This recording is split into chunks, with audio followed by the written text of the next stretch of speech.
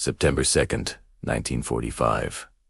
Santo Tomas Internment Camp, Manila. The metal gates groaned open for the first time in 3 years. Dust swirled in the afternoon heat. Inside the crumbling concrete walls, women in tattered clothing shielded their eyes from the sudden brightness. Keiko Yamamoto clutched a bundle of rags that used to be a kimono. Her fingers, once delicate from ikebana practice, were calloused and cracked.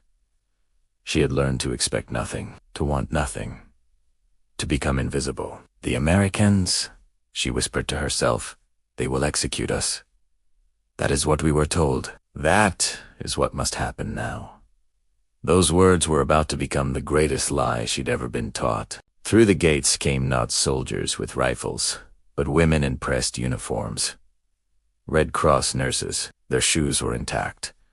Their hair was clean. They carried boxes, not weapons, but supplies. One woman, Lieutenant Mary Patterson from Iowa, approached the group of Japanese women huddled in the corner. The others kept their distance, uncertain. But Mary walked forward with purpose, her arms full of something impossible. What none of them knew was that this moment, this simple gesture of one woman handing another a magazine would shatter an entire worldview built on years of propaganda. Within hours, everything Keiko believed about enemies, about war, about what it meant to be human, would collapse. For 3 years, Keiko and 47 other Japanese women had been held in this camp. They were nurses, teachers, diplomats. Wives got in the Philippines when war erupted. The Japanese military had told them to expect no mercy. Americans are barbarians, the officers had said before abandoning them. They will show you the brutality your own people would never inflict. So they waited for violence. They prepared for the worst. But Mary Patterson wasn't thinking about revenge. She was thinking about her sister back in Des Moines, about the magazines they'd shared over coffee, about how something as simple as fashion photographs or a recipe for apple pie could make you feel human again. She held out a copy of Life magazine. September 1945. The cover showed a woman in a summer dress, laughing. Keiko stared at it like it was a grenade. Her hands trembled. She didn't reach for it. She couldn't understand why it was being offered. In her world, enemies didn't bring gifts. They brought suffering. Go ahead, Mary said softly in broken Japanese. For you. How did a magazine glossy pages of advertisements and articles become the bridge between two worlds that had been told to hate each other? How did this moment, repeated in camps across the Pacific, begin to dismantle the lies that both sides had been fed? The answer lies not in grand political declarations, but in the intimate spaces where propaganda meets reality, where one woman's simple act of recognition, I see your humanity became more powerful than years of indoctrination. This is the story of that collision, of what happened when the human heart refused to follow orders. To understand Keiko's shock, we must go back to 1941, to understand why a magazine felt like a weapon of psychological warfare. In the years leading to Pearl Harbor, Japanese civilians had been fed a steady diet of nationalist propaganda. The military government controlled all media. Newspapers, radio broadcasts, even school textbooks were read. The message was clear and constant. Japan was superior. The West was decadent, weak, morally corrupt. Americans, specifically, were portrayed as racist, violent, incapable of honor. Anako Isida, a schoolteacher in Tokyo, taught her students that Western women were shameless. They abandoned their families, she told 10-year-olds, reading from the approved curriculum. They care only for material things. They have no concept of duty or sacrifice. Hanako believed this. She had never met an American. She had no reason to doubt the textbooks. When war came, the propaganda intensified. Japanese civilians in occupied territories were warned. If captured, expect torture. Expect humiliation. The Americans and their allies would show no mercy, especially to women. These weren't idle threats in a propaganda vacuum. They were backed by selected stories, carefully curated atrocities, presented as universal truth. What Japan's military leaders didn't share was the full picture. They didn't mention that they'd been studying American culture for decades through diplomatic channels. They knew about American magazines, American movies, the American obsession with comfort and convenience. They knew, but they kept it hidden. because that knowledge was dangerous. It humanized the enemy. Meanwhile, on the American side, a parallel dehumanization was underway. After Pearl Harbor, Japanese Americans were rounded up and sent to internment camps. Propaganda posters showed Japanese soldiers as insomnic asses with exaggerated features and demonic grins. The message was the same. They're not like us. They don't value life. They can't be reasoned with. Eleanor Roosevelt, the First Lady, became an unexpected voice of dissent. She had visited Japanese American families before the war. She'd shared tea with them, seen their homes, met their children. In 1943, she wrote in her column, "These are American citizens. They love this country. They are being judged not by their actions, but by their ancestry." Her words were controversial. Many Americans weren't ready to hear them, but some women were listening. Red Cross nurses, WACs, Navy nurses, they began questioning the narrative. Lieutenant Mary Patterson, before she ever stepped foot in the Philippines, had read Eleanor's columns. She'd worked in a hospital where a Japanese-American doctor saved her nephew's life. She couldn't reconcile the propaganda with her lived experience. This was unjust about magazines or cultural differences. It was about a systematic effort by both governments to make empathy impossible, to create such a vast psychological distance that killing would be easy, that showing mercy would seem foolish. In POW camps across the Pacific, this distance was maintained through separation. Allied prisoners and Japanese prisoners were kept apart. When they did interact, it was through interpreters, through formal military channels, until the structures that maintained separation began to crumble. Until women like Mary Patterson walked through gates that had previously been impenetrable. And then, on September 2nd, 1945, everything accelerated. Japan surrendered. Across the Pacific Theater, thousands of POW camps suddenly had no clear orders. Guards left. Commanders fled, and in the vacuum, something unexpected happened. Women on both sides, without orders, without approval, began to reach across the divide. The magazine felt heavy in Kaiko's hands. Heavier than it should. She didn't open it immediately. Around her, other Japanese women watched. Some had tears in their eyes, not from gratitude, from confusion, from terror that this kindness was a trap. Mizaki Tanaka, a nurse, spoke up. "Why?" she asked, in halting English. "Why you give this?" Her voice cracked. She expected a cruel answer, some explanation that would confirm everything she'd been taught. Mary Patterson sat down on the dusty ground, a lieutenant, sitting in the dirt with prisoners. This alone was shocking, because, Mary said slowly, "I thought you might want to see something beautiful, something normal." Keiko had been taught that Americans valued only strength, but they saw compassion as weakness. Now here was an American woman, voluntarily making herself vulnerable, sitting at eye level, treating them not as conquered enemies, but as women who might want to read a magazine. The cognitive dissonance was physical. Keiko felt dizzy. She opened the magazine. The first page showed an advertisement for Coca-Cola, a family at a picnic table, laughing. The next page, a fashion spread, women in dresses with full skirts, wearing lipstick, smiling at the camera. Not propaganda images of military strength. Just ... ordinary life. "This is ... allowed?" Misaki asked, pointing to a photograph of a woman in pants, working in a factory. In Japan, women were expected to be modest, deferential, traditional.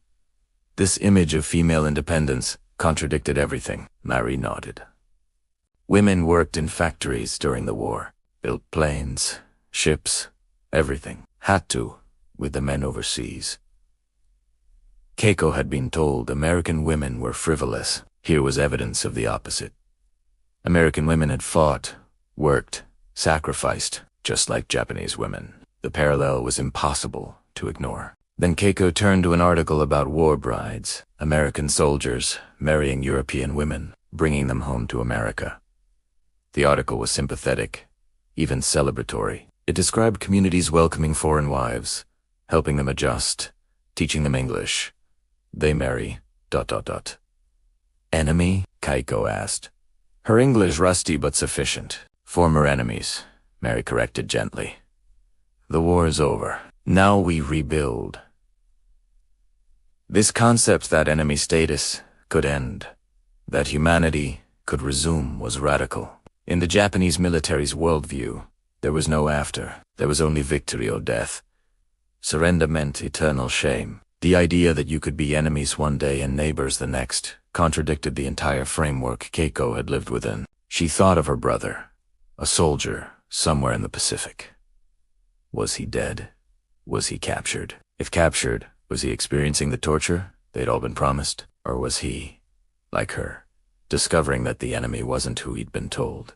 Across the camp, similar scenes were unfolding. Another Red Cross volunteer, Helen Chan herself, Chinese American. Another layer of complexity was distributing toiletries, soap, toothbrushes, sanitary napkins. The Japanese women wept at the sight of soap, not because they were grateful to Americans, but because someone had thought about their basic dignity, had anticipated their needs as women, not just as prisoners. Do you have children? Keiko asked Mary suddenly. The question surprised them both. Mary nodded. A daughter, 2 years old. I haven't seen her in 8 months. Keiko had a son, 6 years old, when she left Japan to join her husband in Manila. That was 4 years ago. He would be 10 now. Did he remember her? Had he been taught to hate Americans? Was he learning the same lies she'd been learning? The revelation was crushing and liberating simultaneously. This American woman, this supposed enemy, was also a mother, was also separated from her child, was also doing a job, following orders, trying to survive a war she hadn't started. We are the same, Keiko said quietly. Mary looked at her. Yes, we are. But this knowledge came with a price. If they were the same, if Americans weren't monsters, then what did that make the Japanese military who had lied to them? What did it make the system that had sent Keiko and her family to the Philippines, promising safety and honor, then abandoning them to enemy imprisonment? The magazine sat between them, just paper and ink, but carrying the weight of a shattered worldview.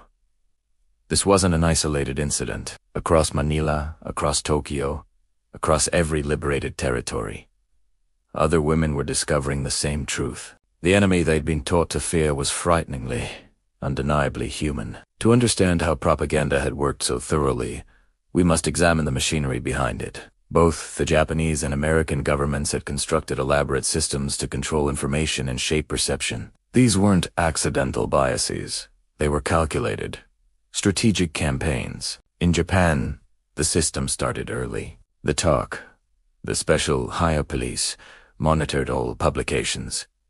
Any magazine, newspaper, or book that portrayed Western culture sympathetically was banned.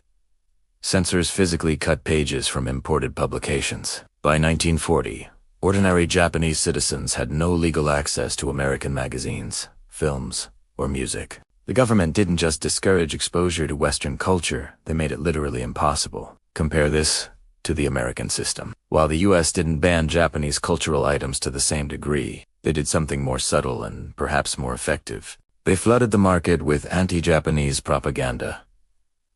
Magazine ads portrayed Japanese soldiers as subhuman. Comic books featured grotesque caricatures. Even children's educational materials included derogatory stereotypes. The message was everywhere. Constant. Inescapable. The result: 2 populations completely isolated from accurate information about each other. Japanese civilians believed Americans were violent barbarians. American civilians believed Japanese were inhuman monsters. Both sides had cherry-picked evidence to support their worldview. Betty McDonald, an American journalist, documented this in her book, The Plague and I. She wrote about showing a Japanese-American nurse a propaganda poster. The nurse wept, not from anger, but from recognition of her own dehumanization. "That's what they think I am," she said. "A monster. How do I prove I'm not?" Most shocking was the scale of resources dedicated to propaganda. The Japanese government spent equivalent to $2 billion in today's dollars on information control. They employed thousands of writers, artists, and censors. They produced films, radio dramas, and school curriculum, all designed to make Americans seem fundamentally different and dangerous. The American government wasn't far behind. The Office of War Information employed over 10,000 people at its peak. They produced over 200,000 posters. They collaborated with Hollywood to ensure movies portrayed the enemy correctly, which meant incorrectly in terms of accuracy, but correctly in terms of strategic messaging. Within this system, women played a crucial and often overlooked role. In Japan, women's magazines, the few that existed, were required to publish articles about American women's moral failures, stories about divorce, about women abandoning children to work, about the breakdown of the American family. These weren't fact-checked.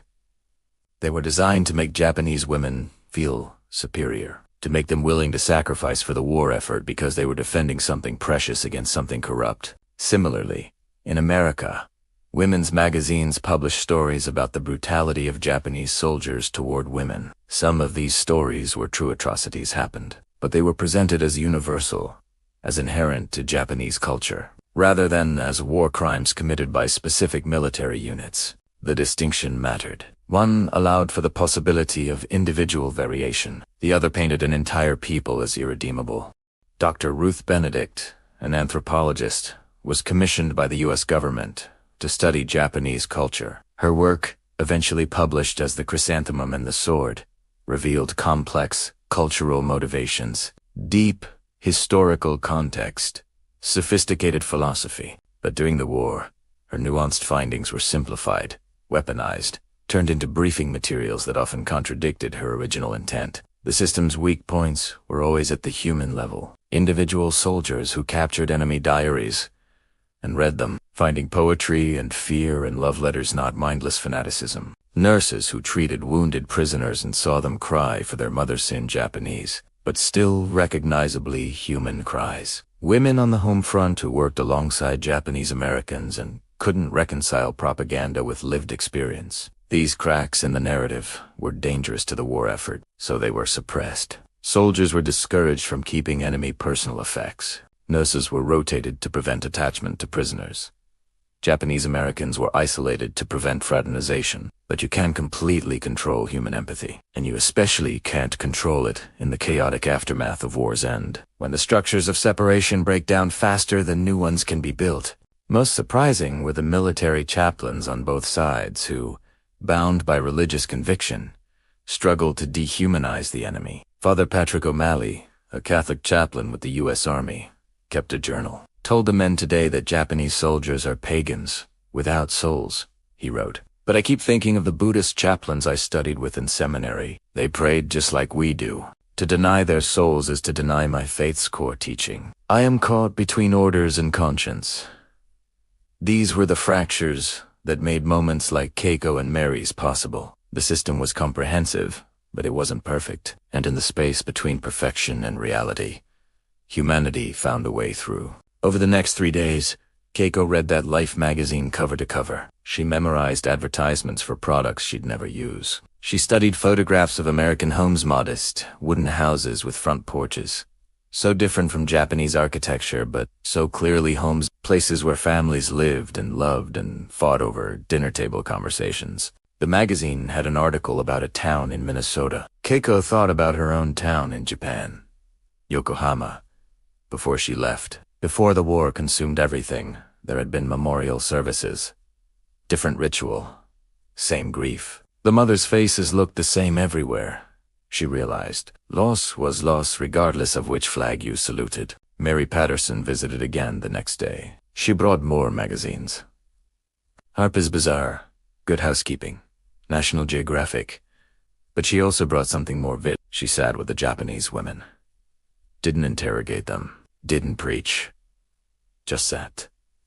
Sometimes in silence. Sometimes answering questions. Why you do this?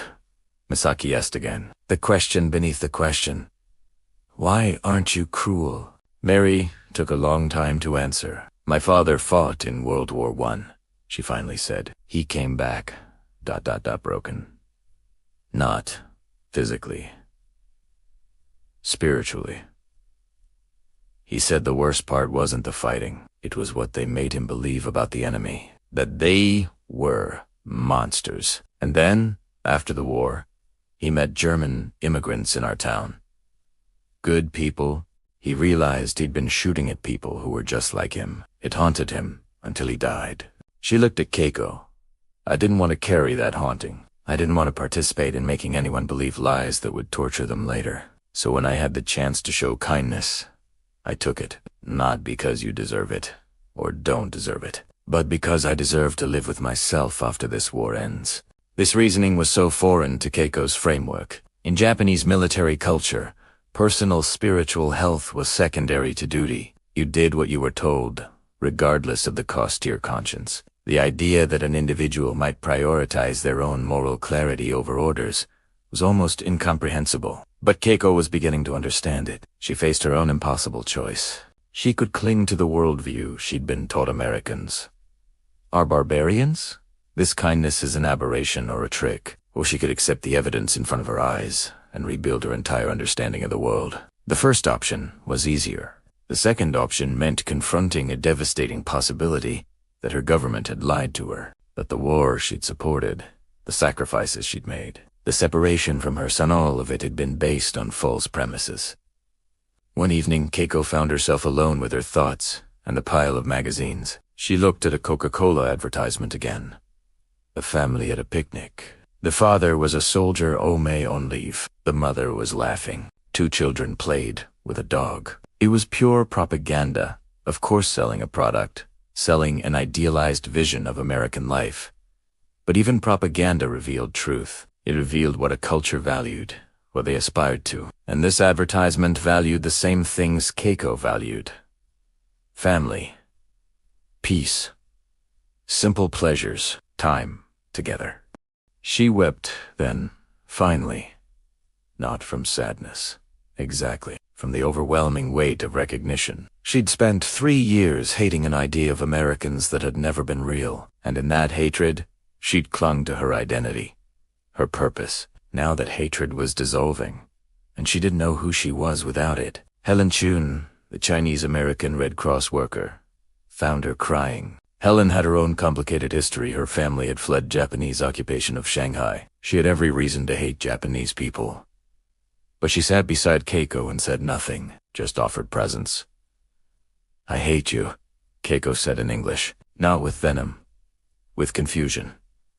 I know, Helen replied. No, I am supposed to hate you, but I cannot. I do not know who I am if I do not hate. Helen understood. You're just, Keiko, just a woman far from home. That's enough. But was it? Could identity be that simple after everything? 6 months ago, Keiko had defined herself through opposition. She was not American.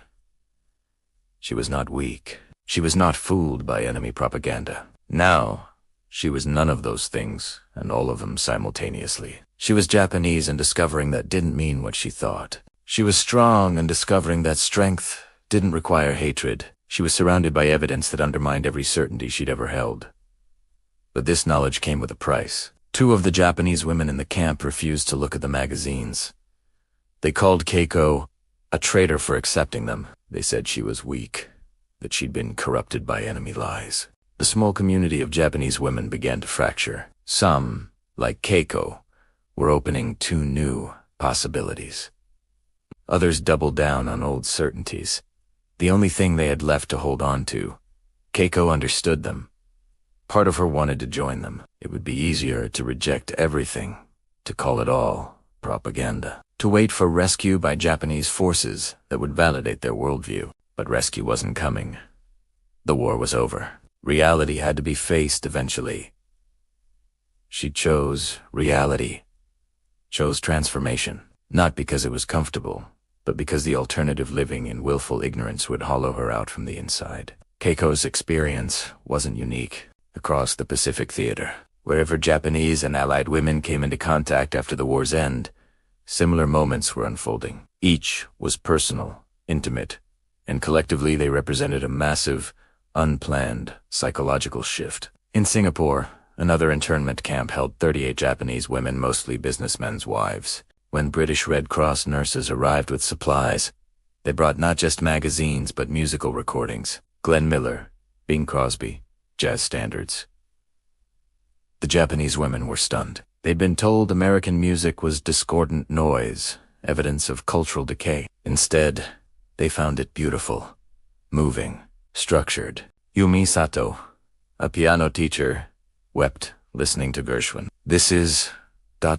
sophisticated, she admitted. I was told they had no culture, but this is artistry.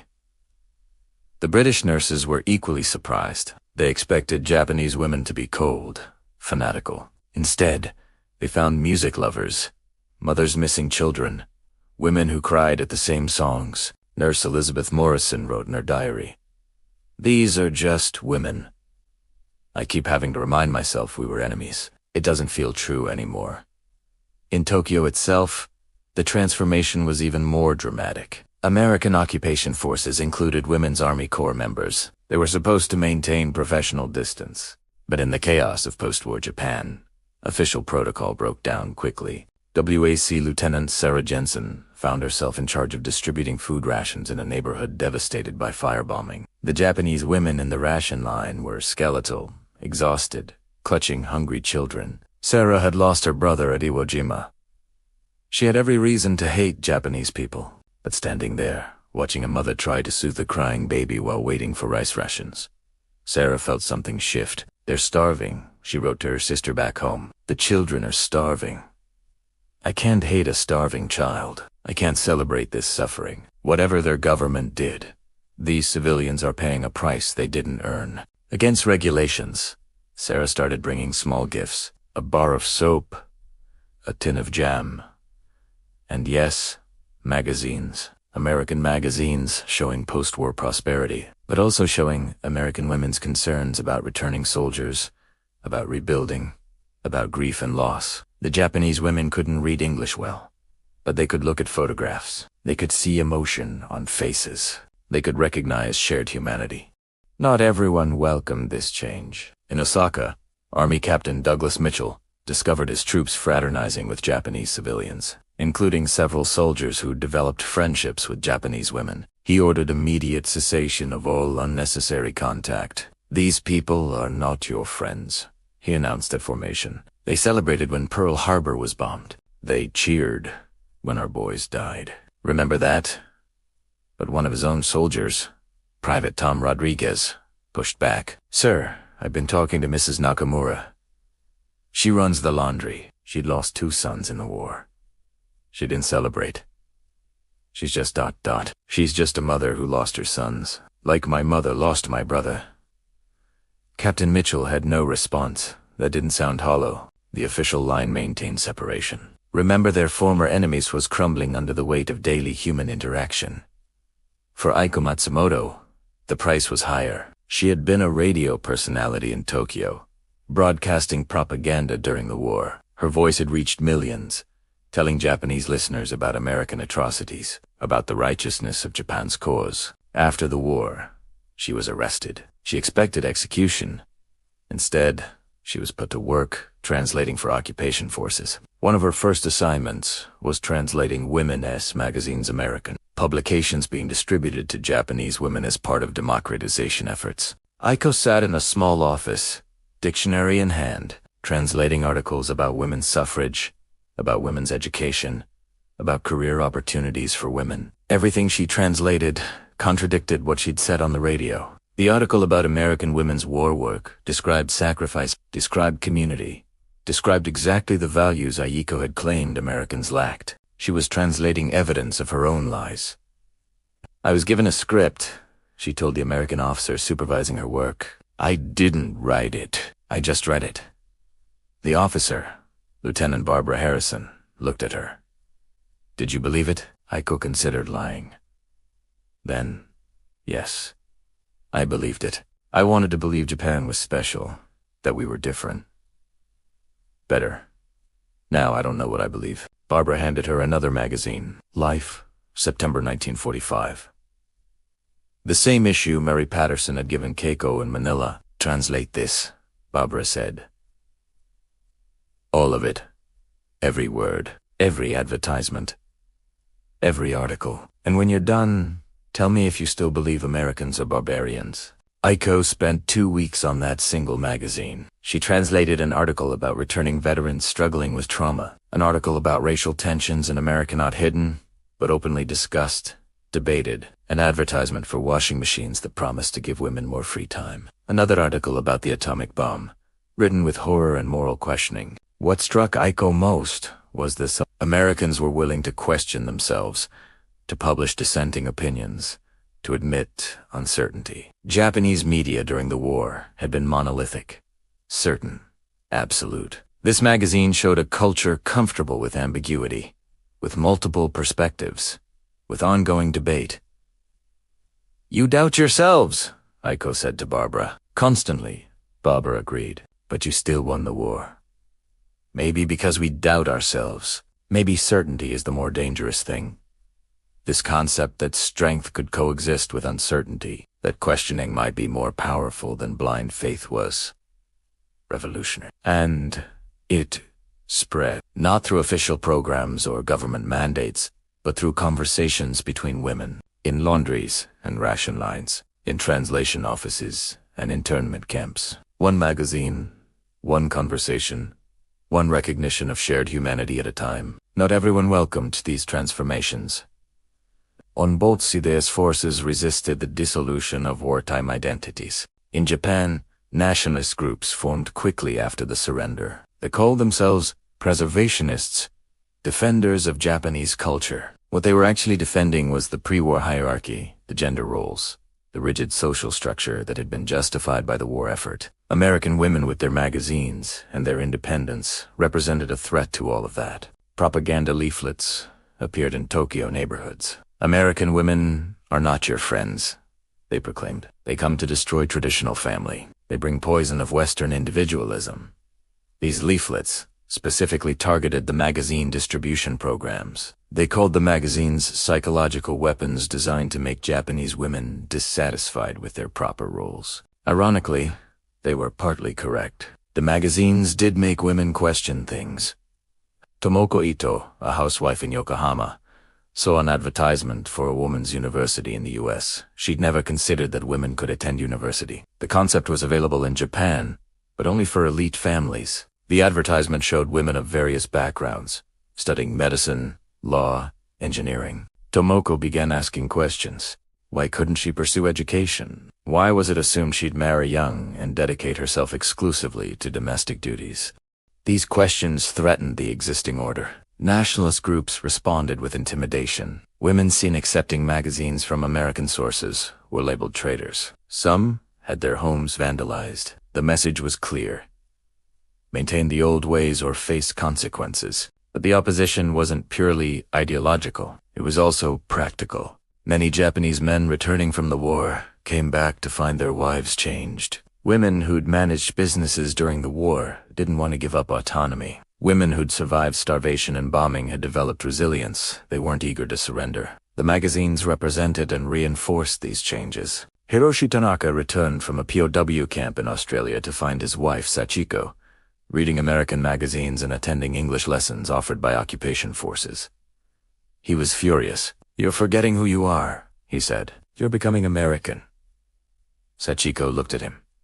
"I'm remembering who I am. I'm remembering I'm more than a supporting character in your story."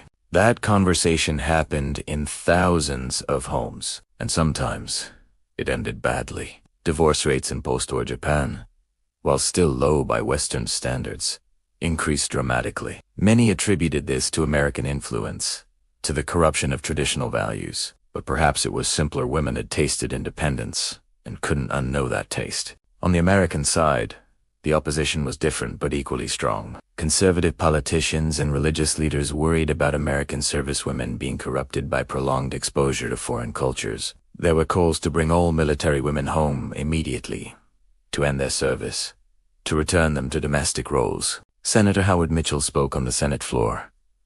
"Our daughters, our sisters, our wives have served admirably, but now the war is over. It's time they came home to their proper place. We don't need women in Japan distributing magazines. We need women in America raising the next generation of Americans." What he really meant was that women who'd experienced independence, authority, and purpose during the war might not want to give all that up. The magazines they were distributing to Japanese women mirrored their own aspirations for education, careers, for lives beyond traditional domesticity. Lieutenant Mary Patterson received orders to return home in October 1945. She was relieved she missed her daughter desperately. But she was also conflicted. "I feel like I'm doing important work here," she wrote in her journal.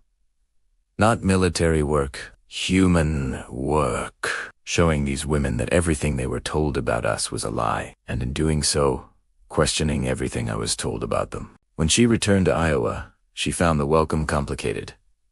Her husband wanted his wife back. His mother wanted her son's wife back. Neither wanted the woman who'd spent months in a POW camp, who'd befriended former enemies, who'd developed her own perspectives on the war.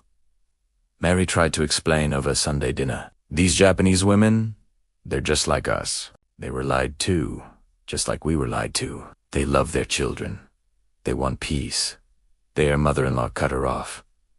Mary, those people are not like us. They attacked Pearl Harbor. They're godless heathens. You've been too close to them. It's confused you." Mary stopped trying to explain, but she kept the letters. Keiko had given her an address in Tokyo.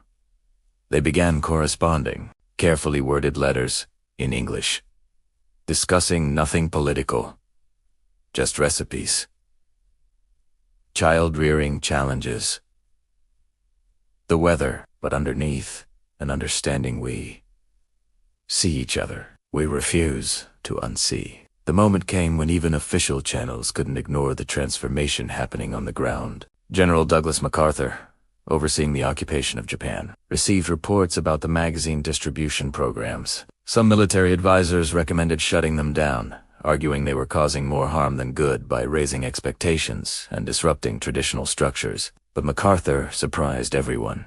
In a memo to his staff, he wrote, "The purpose of this occupation is not to punish Japan, but to transform it into a peaceful democracy. Women educated, empowered, and engaged in civil society are essential to that goal. The magazine programs continue."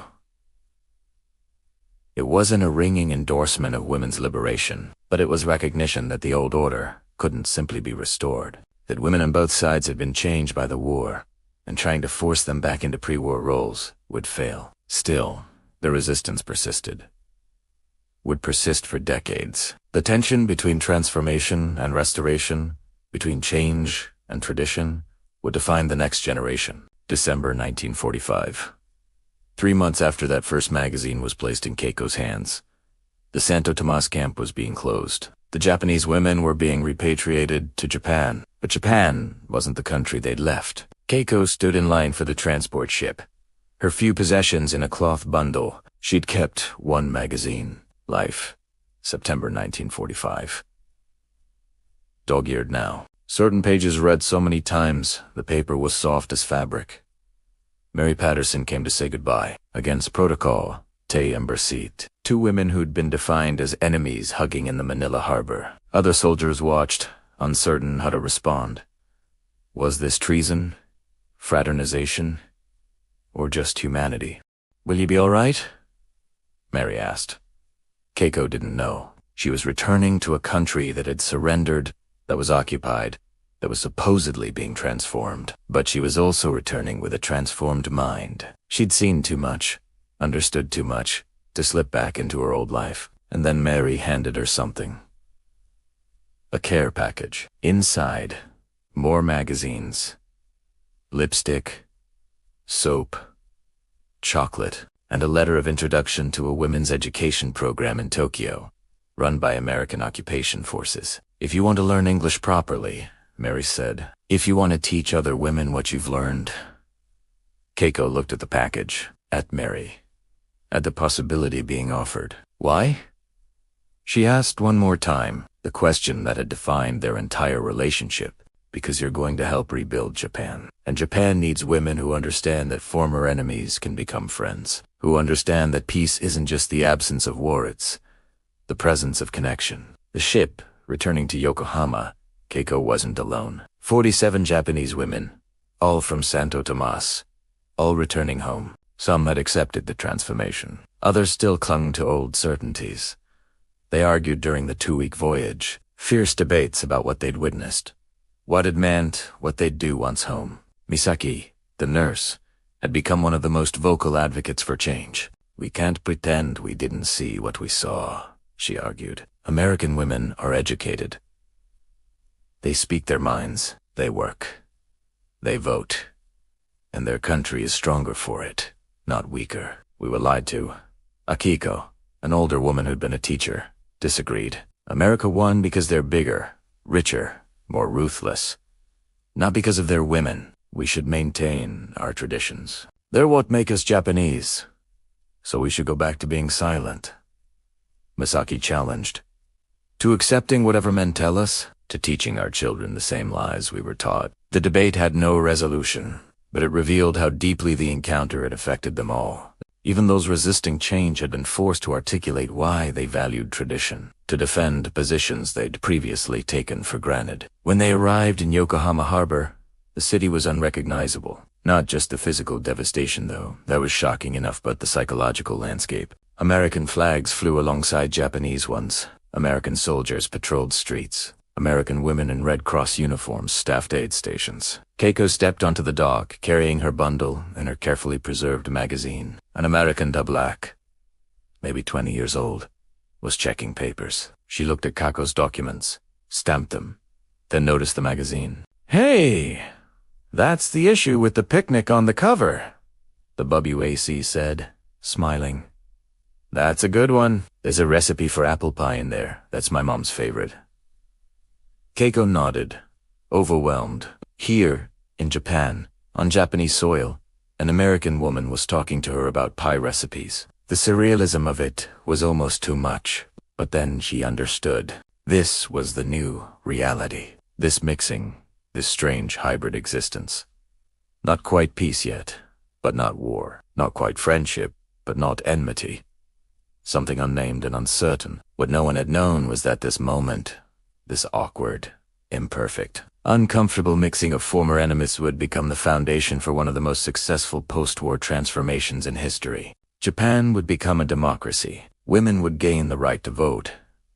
Education would expand, and while the process would be complicated and imperfect, it would work. But standing on that dock in December 1945, none of that was clear. Keiko just knew she had a choice. She could go home to her parents' house, resume her old life, try to forget everything. Or she could pursue the opportunity Mary had given her, learn English, teach other women, help build something new. For Keiko, the victory was bittersweet. She'd gained understanding, possibility, hope, but she'd lost certainty, lost the comfort of clear categories: friend and enemy, right and wrong, us and them. She'd gained nuance and lost simplicity. She chose complexity, chose growth over comfort. Within a week, she was attending English classes. Within a month, she was volunteering to translate for women's education programs. Within a year, she'd be teaching Japanese women about democratic principles,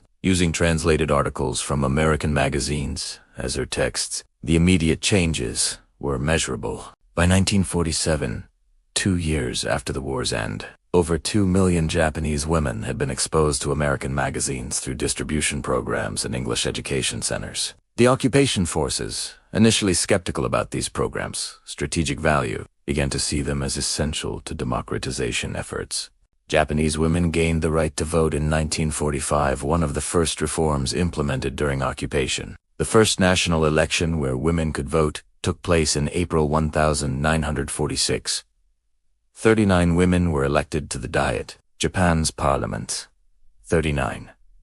In a country where, 5 years earlier, women had virtually no political voice. Many of these newly elected women cited exposure to Western ideas, including through magazines, as influential. Fusai Ichikawa, a women's rights activist who'd been silenced during the war, spoke at the first session of the new Diet. "We have learned," she said, "that democracy isn't just about who makes decisions. It's about who is seen as capable of making decisions. For too long, women were deemed incapable. We are proving otherwise. Remember, Keiko, who had stood in Santo Tomas camp, afraid to touch a magazine. By 1950, she was teaching English at a women's university in Tokyo. She kept that original Life magazine in a frame on her office wall. Students would ask about it. She'd tell them the story not as a tale of American benevolence or Japanese victory, but as a moment when propaganda met reality, and reality won. But the transformation wasn't smooth or universal. In rural areas, traditional structures persisted. Many women, especially older generations, rejected Western influences. They saw the changes as corruption, as abandonment of Japanese identity. The tension between tradition and modernization would define Japanese society for decades. What seemed like a small change magazines distributed to former prisoners would eventually ripple through generations. The daughters of women who'd seen those magazines would grow up with different expectations. They'd assume education was possible. They'd assume their voices mattered. They'd assume that being Japanese didn't mean being silent. Mary Patterson returned to Iowa and struggled. She'd changed too much to fit back into her old life. Her marriage survived, but barely. She took a job as a school counselor, worked with young women, encouraged them to pursue education beyond high school. She never spoke publicly about her time in the Philippines, but she kept the letters from Keiko, and they corresponded for 40 years. In one letter dated 1965, Keiko wrote, "My son is now a man. He works for a company that trades with America. He speaks English fluently. When I told him how I learned English from a magazine given to me by a woman who was supposed to be my enemy, he laughed. He cannot imagine a world where Americans were enemies. For him, you are just people. Difficult sometimes. Yes, but people, this is the greatest victory." The real heirs of this change were the next generation. They grew up in a world where former enemies were trade partners, allies, friends. The hatred their parents and grandparents were taught seemed incomprehensible to them, not because the younger generation was naive, but because they'd grown up with evidence of human complexity. By the 1960s, American magazines were being published in Japanese editions. Fashion magazines, women's magazines, even Life and Time had Japanese versions. What had once been contraband, forbidden glimpses of enemy culture, were now normal purchases. The transformation was so complete that it became invisible. But some remembered. In 1985, 40 years after the war's end, a group of Japanese women who'd been in POW camps held a reunion in Tokyo. Keiko was there, now 70 years old. Misaki, the nurse, was there. 15 of the original 47 from Santo Tomas attended. They talked about the magazines, about how strange it had seemed, how dangerous it had felt to accept them, how that simple gesture had unraveled years of propaganda. They laughed about its absurdity that a magazine could be revolutionary. But it wasn't the magazine itself. It was what it represented. Recognition. The acknowledgement that even in war, even across enemy lines, women could see each other as human. That shared humanity could survive systematic dehumanization. One woman at the reunion, Yumi, who'd been the youngest prisoner at Santo Tomas, brought her granddaughter. The granddaughter was studying international relations at university. "Tell her," Yumi said to Keiko. "Tell her what it was like."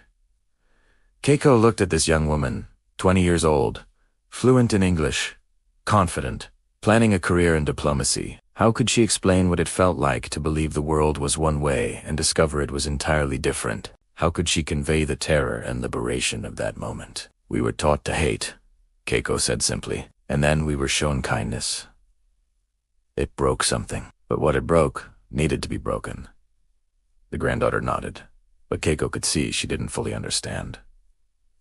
How could she? She'd grown up in peace, in prosperity, in a world where American and Japanese children studied together, where former enemies were friends. She'd never known the walls that used to exist. Maybe that was the point. The goal wasn't for the next generation to understand the hatred. It was for them to find it incomprehensible.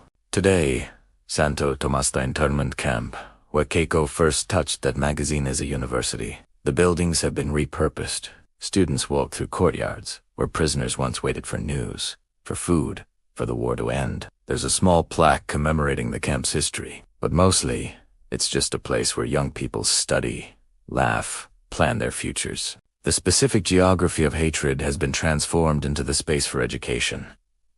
It's poetic, almost too neat, but it's also true. September 2nd, 1945. Santo Tomas, internment camp. Manila, a woman hands another woman a magazine. That moment, 80 years ago now, set in motion a transformation that continues to reverberate. This story reveals something fundamental about human nature. We are susceptible to propaganda, to lies about others, to the construction of enemies. But we are also capable of breaking through those lies when confronted with direct, undeniable human contact. A magazine wasn't magic, but it was evidence. Evidence that everything Keiko had been taught about the enemy was false. The legacy lives in unexpected places. In 2010, a Japanese museum curator named Hiroko Tanaka was organizing an exhibit about post-war Japan. She put out a call for personal artifacts from the occupation period. Dozens of women responded, sending in their stories and their saved magazines. One package contained a note.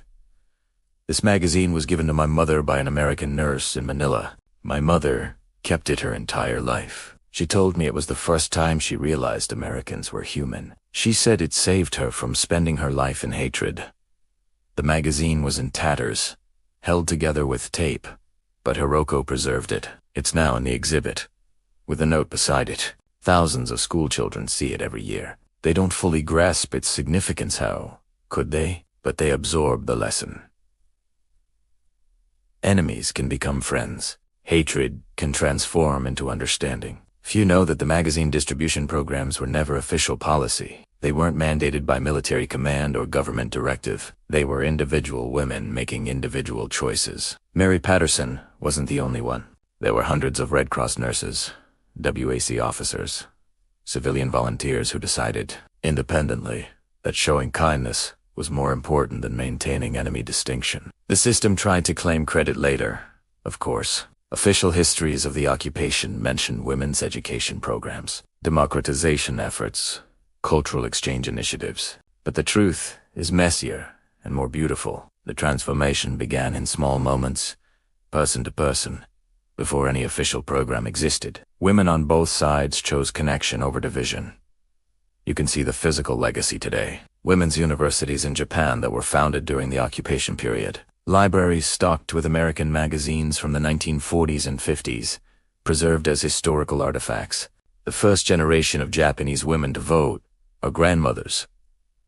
Our great-grandmothers, they tell their descendants stories about a time when voting seemed impossible, when education seemed radical, when reading a magazine could feel like rebellion. In America, the legacy is quieter but no less significant.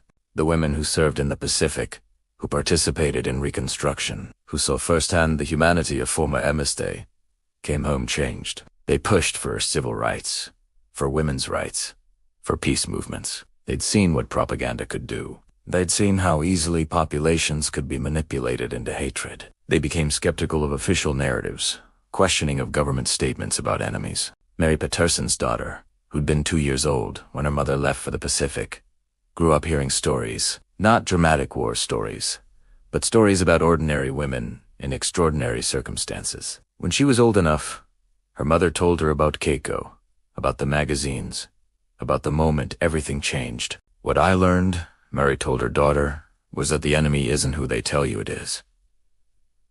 The enemy is the lie itself, the lie that some people are less human than others. That lie is what makes war possible. Without it, we'd see too clearly what we're doing. In a world where social media can create echo chambers, where algorithms can reinforce existing beliefs, where people can live in entirely different informational universes, this story reminds us of the power of direct contact, of seeing someone's face, hearing their story, recognizing yourself in them. The lesson wasn't just about American-Japanese relations.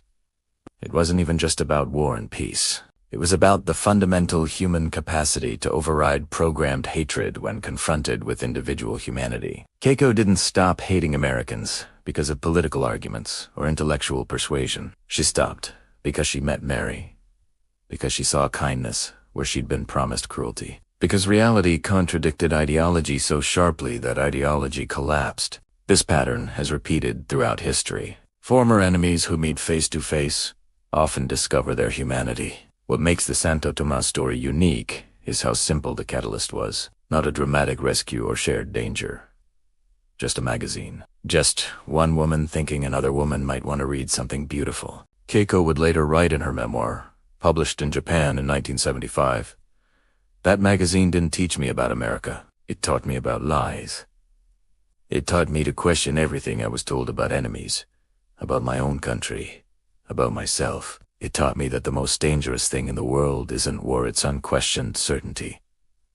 In her final years, Keiko received hundreds of letters from young Japanese women who'd read her memoir. They thanked her for telling the truth, for showing that transformation was possible, for admitting she'd been wrong. One letter said, "You make me brave enough to change my mind. If you could do it, after everything, then I can too." That's the universal takeaway. The lesson wasn't just about magazines or war. It was that human beings are capable of extraordinary transformation when we choose to see each other. That propaganda, no matter how pervasive, can be overcome by personal connection. That hatred, no matter how deeply taught, can dissolve in the face of kindness. The final image. Keiko, age 85, at her Tokyo apartment, holding that original magazine, the one Mary gave her 45 years earlier. The pages are yellow, fragile. The cover image, a woman in a summer dress, laughing, has faded. But the meaning hasn't faded. It's intensified. She tells her great-granddaughter, who's visiting from California, about the day she received it. About how her hands shook, about how she didn't want to touch it because touching it meant admitting everything she believed might be wrong. And was it wrong? The great-granddaughter asks. Keiko smiles. Not everything, but enough. Enough that I had to rebuild my understanding of the world. That rebuilding was the hardest and most important work of my life.